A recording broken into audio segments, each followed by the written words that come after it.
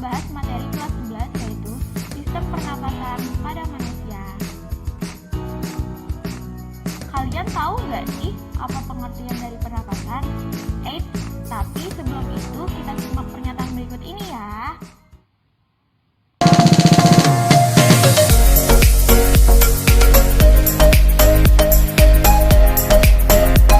Teman-teman, sebelum kita masuk kepada bahasan sistem pernapasan manusia ini, ada baiknya kita lihat dulu peta konsep garis besar materi yang akan kita jelaskan nantinya. Jadi, di materi kali ini akan ada dua pokok bahasan penting di materi ini. Yang pertama, itu ada struktur dan fungsi sistem pernapasan pada manusia. Dalam struktur dan fungsi ini, kita bagi lagi menjadi tiga pokok bahasan. Yang pertama itu ada organ-organnya yang meliputi rongga hidung, yang kedua ada laring, yang ketiga ada bronkus, selanjutnya bronchiolus, selanjutnya lagi ada faring, trakea, serta alveolus. Pada subbahasan yang kedua, kita juga akan menjelaskan tentang mekanisme pernapasan yang dibagi lagi menjadi dua. Yang pertama ada pernapasan internal dan eksternal, dan yang kedua itu ada pernapasan dada dan perut. Pada subbahasan yang ketiga, kita akan membahas tentang volume udara pada pernapasan manusia, yang dibagi lagi menjadi 4. Pertama ada volume cadangan inspirasi, yang kedua ada cadangan ekspirasi, yang ketiga ada volume sisa atau residu, dan yang terakhir adalah volume tidal. Pada topik bahasan utama yang kedua itu ada gangguan pernapasan dan pencegahannya. Dan perlu teman-teman tahu, pada sistem pernapasan manusia ini, organ-organnya ternyata juga dapat terserang oleh penyakit. Beberapanya kita ambil ada penyakit asfiksi, yang kedua ada penyakit asma, yang ketiga ada penyakit kanker paru-paru, yang keempat ada virus corona, dan yang terakhir adalah penyakit pneumonia. Yuk kita masuk ke materi selanjutnya. Coba deh kalian tahan napas selama 3 menit. Gimana hasilnya? Sesak dan pusing kan? Dua gejala itu adalah tanda di mana otak kalian sedang kekurangan oksigen teman-teman. Jadi sekarang teman-teman tahu kan bahwa oksigen sangat penting untuk tubuh dan juga kelangsungan hidup kita.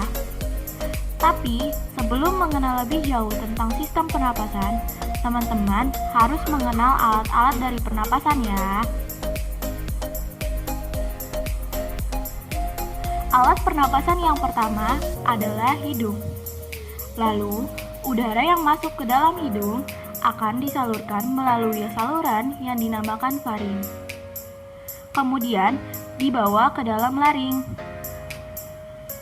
Dan dibawa ke trakea. Setelah itu, udara akan disalurkan ke dalam bronkus. Lalu, udara yang dibawa akan masuk ke dalam paru-paru. Hidung. Rongga hidung merupakan jalan masuk oksigen untuk pernapasan dan jalan keluar karbon dioksida serta uap air sisa pernapasan. Hidung sendiri terdiri dari bagian lubang, rongga, dan ujung rongga hidung. Di dalam hidung ini terdapat bulu-bulu halus yang berfungsi menyaring udara sebelum masuk ke tubuh.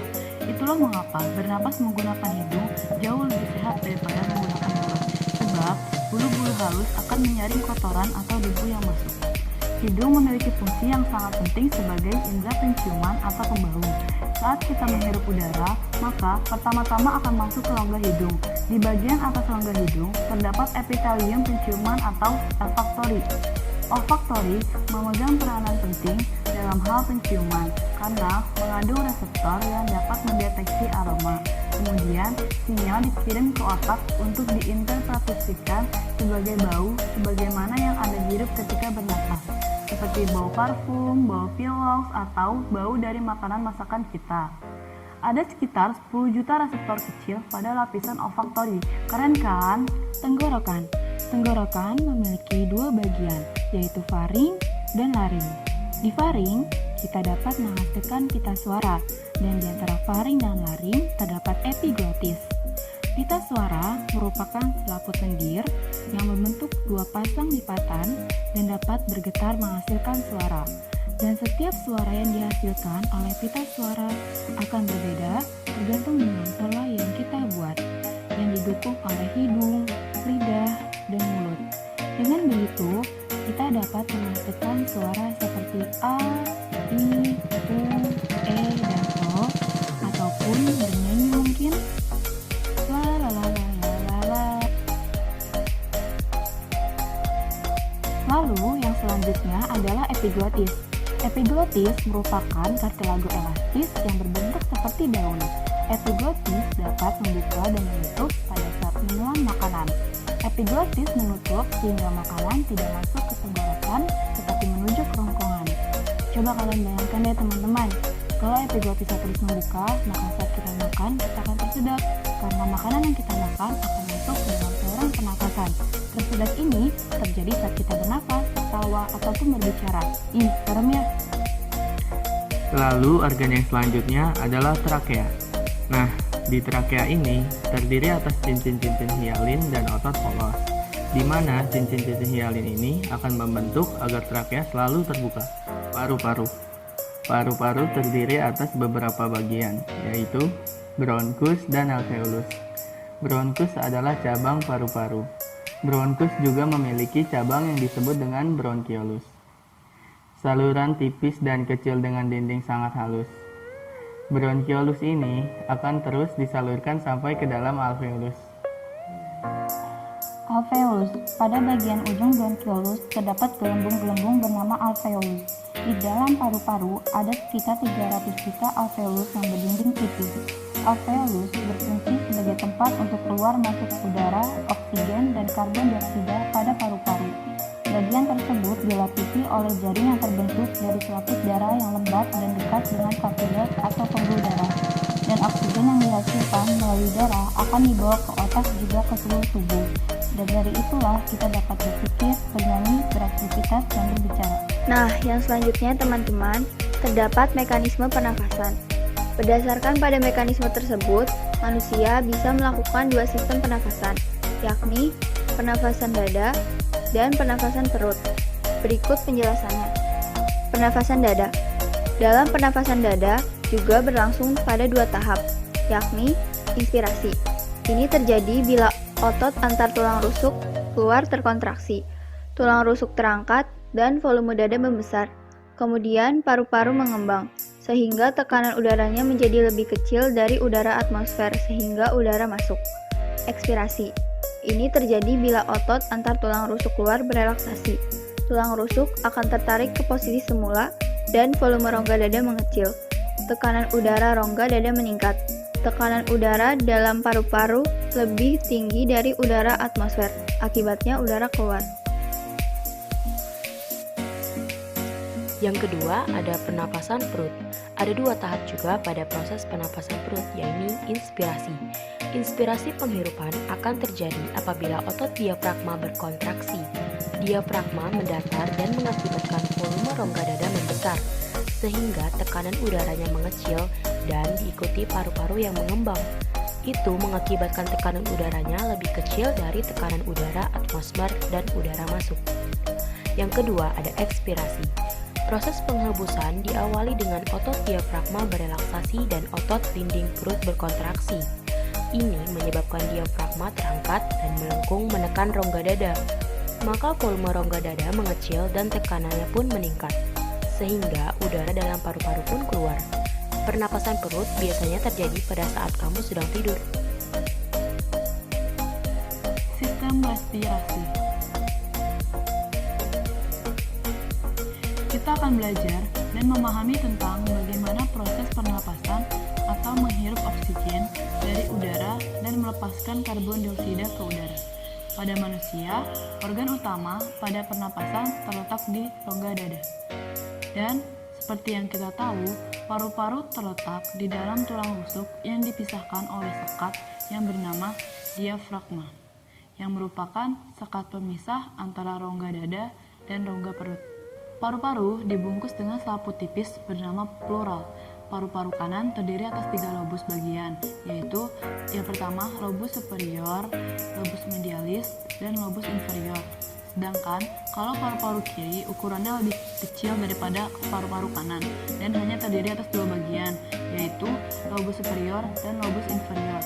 Kemudian ada bagian yang merupakan percabangan dari trakea yang menuju ke paru-paru kanan dan paru-paru kiri yang disebut dengan bronkus. Pada trakea terdapat cincin tulang rawan yang berfungsi untuk mempertahankan bentuk pipa pada trakea. Kemudian ada bagian yang dinamakan faring yang merupakan penghubung antara lubang hidung dan dan trakea.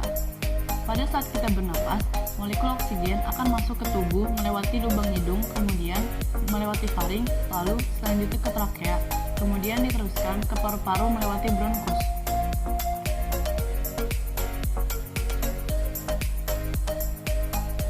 Udara dari dalam bronkus akan diteruskan ke alveolus melewati cabang bronkus yang dinamakan bronkiolus. Dari dalam bronkiolus, udara akan diteruskan ke alveolus untuk terjadi pertukaran antara oksigen dan karbon dioksida. Alveolus dikelilingi oleh banyak pembuluh kapiler. Alveolus terdiri dari ruangan-ruangan kecil yang dinamakan dengan ruangan alveolus. Di dalam ruangan alveolus terdapat banyak pori-pori. Pada pembuluh kapiler terdapat banyak sel darah merah yang nantinya akan mengikat molekul oksigen, sehingga molekul oksigen dari dalam alveolus akan berdifusi keluar menuju pembuluh kapiler dan akan diserap oleh sel darah merah, sehingga sel darah merah berubah warna dari sedikit keunguan menjadi berwarna merah karena adanya kandungan oksigen. Kemudian, kandungan oksigen akan diedarkan ke seluruh tubuh oleh sel darah merah dengan melewati pembuluh-pembuluh darah. Sedangkan karbon dioksida akan berdifusi masuk ke dalam alveolus, kemudian dikumpulkan di dalam ruangan alveolus. Kemudian karbon dioksida akan dikeluarkan keluar tubuh melewati cabang bronkus, yaitu bronkiolus, kemudian melewati bronkus, dan selanjutnya menuju ke trakea. Pada akhirnya akan dikeluarkan dari dalam tubuh melewati rongga hidung. Proses menghirup udara dari luar atau menghirup oksigen dinamakan inspirasi, di mana otot diafragma berelaksasi sehingga udara dari luar masuk ke dalam tubuh, ke dalam paru-paru, dan kemudian terjadi pertukaran oksigen dan karbon dioksida di dalam alveolus. Kemudian proses ekspirasi, di mana otot diafragma berkontraksi sehingga udara yang kaya akan karbon dioksida dari dalam tubuh dikeluarkan melewati hidung, kemudian keluar tubuh. Proses inspirasi dan ekspirasi inilah yang kita sebut dengan proses respirasi. Proses respirasi kita lakukan setiap harinya, setiap detik, selama proses kehidupan berlangsung. Di video ini, saya akan menjelaskan mengenai volume udara pernapasan pada manusia. Volume udara pernapasan manusia terdiri dari volume tidal, volume cadangan inspirasi, volume cadangan ekspirasi, volume sisa. Apa sih ini semua? Nah, lihat penjelasan berikut. Yang pertama, volume tidal. Volume tidal atau tidal volume adalah volume udara pernapasan biasa. Besar volume tidal adalah 500 ml atau 500 cc. Jadi, manusia menghirup udara sekitar 500 ml dan mengeluarkan lagi kurang lebih 500 ml juga. 2. Volume cadangan inspirasi. Volume cadangan inspirasi atau udara komplementer adalah udara yang masih dapat dimasukkan ke tubuh secara maksimal setelah melakukan inspirasi biasa. Besarnya kurang lebih 1500 ml. Jadi, ketika tubuh menghirup udara biasa, tubuh masih bisa menghirup udara lagi. Yang ketiga, volume cadangan ekspirasi atau suplementer. Volume cadangan ekspirasi atau udara suplementer adalah udara yang masih dapat dikeluarkan dari dalam tubuh secara maksimal setelah melakukan ekspirasi biasa. Besarnya kurang lebih 1500 ml. Yang keempat, ada volume sisa atau residu. Volume sisa atau residu adalah volume udara yang masih tersisa di dalam paru-paru setelah melakukan ekspirasi maupun inspirasi maksimal. Besarnya kurang lebih 1000 ml. Yang terakhir ada kapasitas vital dan volume total paru-paru. Kapasitas vital paru-paru adalah volume udara yang dapat dikeluarkan semaksimal mungkin setelah melakukan inspirasi dan ekspirasi maksimal. Besarnya kurang lebih 3500 ml. Kapasitas vital merupakan jumlah dari volume cadangan inspirasi, tidal, dan cadangan ekspirasi. Nah, sudah mengerti kan? Faktor yang mempengaruhi frekuensi pernapasan. Yang pertama adalah suhu tubuh. Saat suhu tubuh manusia naik 1 derajat Celcius, metabolisme dalam tubuh manusia meningkat 10%. Maka dari itu, oksigen yang dibutuhkan tubuh akan lebih banyak dan frekuensi pernapasannya pun akan. Yang kedua adalah usia dan jenis kelamin. Tentu saja frekuensi pernapasan pada bayi berbeda dengan orang dewasa karena bayi membutuhkan oksigen lebih banyak pada masa pertumbuhannya dan juga perempuan. Perempuan memiliki frekuensi pernapasan yang berbeda dengan laki-laki karena dia memiliki volume paru-paru lebih kecil daripada laki-laki. Begitu pula ibu-ibu atau bapak-bapak atau kakak kalian, nenek kalian mungkin, dan om kalian. Nah, yang selanjutnya ini adalah posisi tubuh dan kegiatan yang dilakukan. Coba kita lihat orang yang berenang ini. Nah, orang yang berenang ini akan memiliki frekuensi pernapasan yang berbeda dengan orang yang sedang bermain golf, sedang berpidato, atau yang sedang tidur, ataupun sedang senam. Hal ini dikarenakan jika tubuh melakukan banyak kegiatan, maka akan membutuhkan lebih banyak oksigen dan akan meningkatkan frekuensi pernapasan. Gangguan sistem pernapasan pada manusia. Apa itu asfiksi? Asfiksi adalah gangguan penggunaan oksigen oleh jaringan sehingga menurunkan fungsi paru-paru, pembuluh darah, dan jaringan tubuh lainnya. Gejala-gejala yang disebabkan asfiksi yaitu kejang-kejang, rendahnya kadar oksigen, kesadaran menurun, depresi pada pusat pernafasan, denyut jantung, dan pernafasan terhenti. Penyakit yang kedua yaitu asma. Asma diakibatkan oleh kontraksi otot polos pada bronkus yang menyebabkan penderita kesulitan untuk bernafas. Gejala-gejala penyakit asma yaitu sesak nafas, nyeri di bagian dada, dan nafas berbunyi.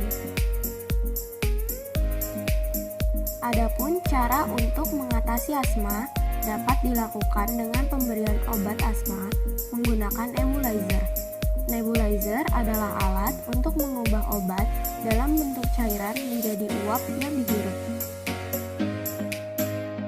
Yang ketiga adalah kanker paru-paru.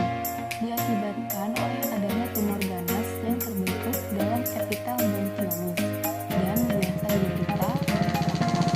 Gejala-gejala yang dialami yaitu batuk berkepanjangan, nafas menjadi lebih pendek, ada rasa sakit, dan berat badan menurun. Lalu, yang selanjutnya adalah penyakit pneumonia. Pneumonia adalah radang paru-paru yang disebabkan oleh bakteri Diplococcus pneumoniae. Gejala-gejala yang dialami yaitu pertama demam tinggi, kedua batuk berdahak, ketiga sesak nafas, yang keempat nyeri di bagian dada, yang kelima sakit kepala, dan yang keenam adalah kelelahan. Virus Corona. Laporan pemerintah Cina menyatakan virus corona mulai mewabah di Wuhan, Cina pada Desember lalu. Menurut peneliti, virus corona merupakan virus yang kerap menginfeksi hewan. Namun, virus itu lambat laun dapat berevolusi dan menyebar ke manusia. Virus corona bisa membuat orang sakit saluran pernafasan bagian atas dengan tingkat ringan hingga sedang mirip dengan flu biasa. Dari Cina, virus ini tercatat telah menyebar tak hanya ke wilayah otonomi seperti Hong Kong dan Makau, tapi juga ke beberapa negara. Sejauh ini, termasuk Jepang, Korea Selatan, Amerika Serikat, Singapura, hingga Thailand. Lanjut kita ke materi upaya menjaga kesehatan sistem pernafasan. Yang pertama adalah mengonsumsi makanan yang mengandung antioksidan. Yang kedua, berolahraga secara teratur. Yang ketiga, menjaga kebersihan lingkungan sekitar. Yang keempat, memakai penutup hidung saat berpergian. Yang kelima, tidak mengonsumsi minuman beralkohol. Yang keenam, tidak mengonsumsi narkoba.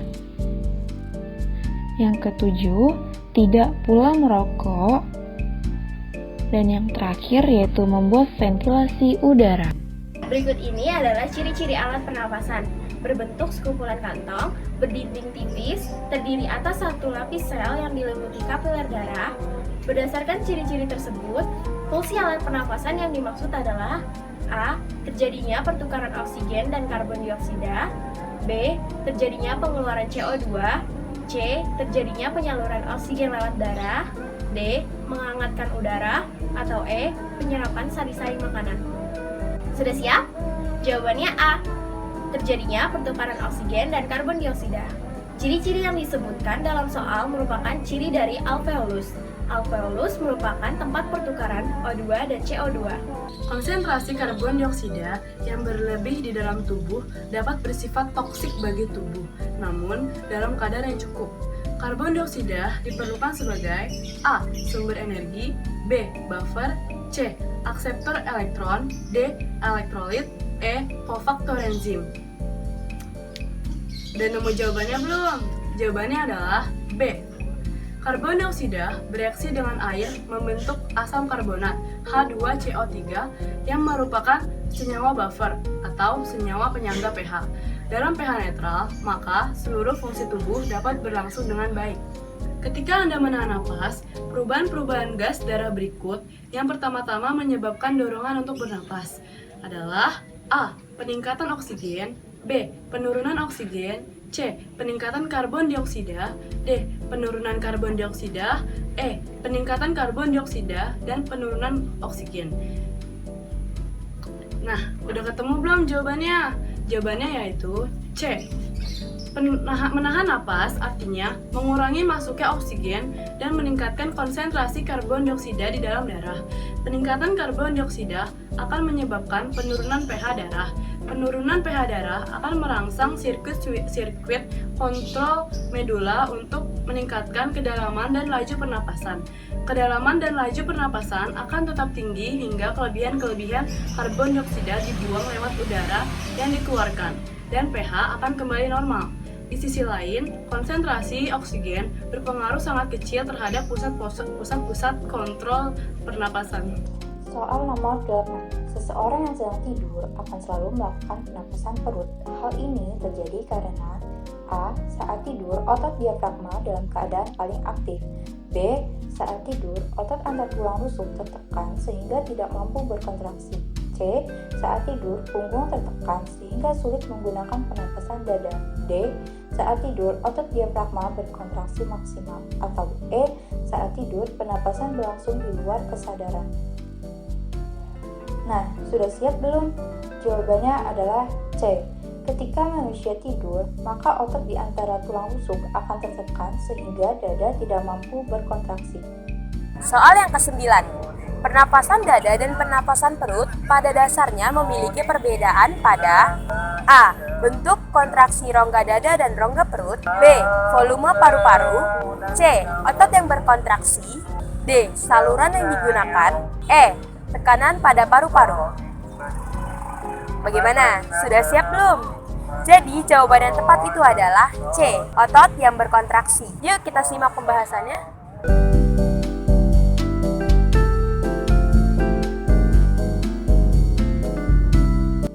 Ketika kita ingin mencoba menahan napas di dalam air, biasanya kita menarik napas dalam-dalamnya sebelum mulai menyelam ke dalam air. Volume udara yang kita hirup ini disebut A. Volume cadangan inspirasi, B. Kapasitas total, C. Kapasitas vital, D. Volume tidal, dan E. Kapasitas inspirasi. Jawaban yang benar adalah E. Kapasitas inspirasi. Udara yang kita gunakan untuk bernapas secara biasa disebut dengan volume tidal. Selain itu, kita juga bisa melakukan inspirasi secara maksimum sampai batas udara komplement atau melakukan ekspirasi secara maksimum sampai menghabiskan udara suplemen.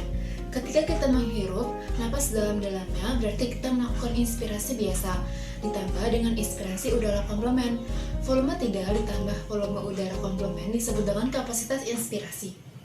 Sekian video pembelajaran yang dapat kami buat, kurang lebihnya mohon dimaafkan. Wassalamualaikum warahmatullahi wabarakatuh.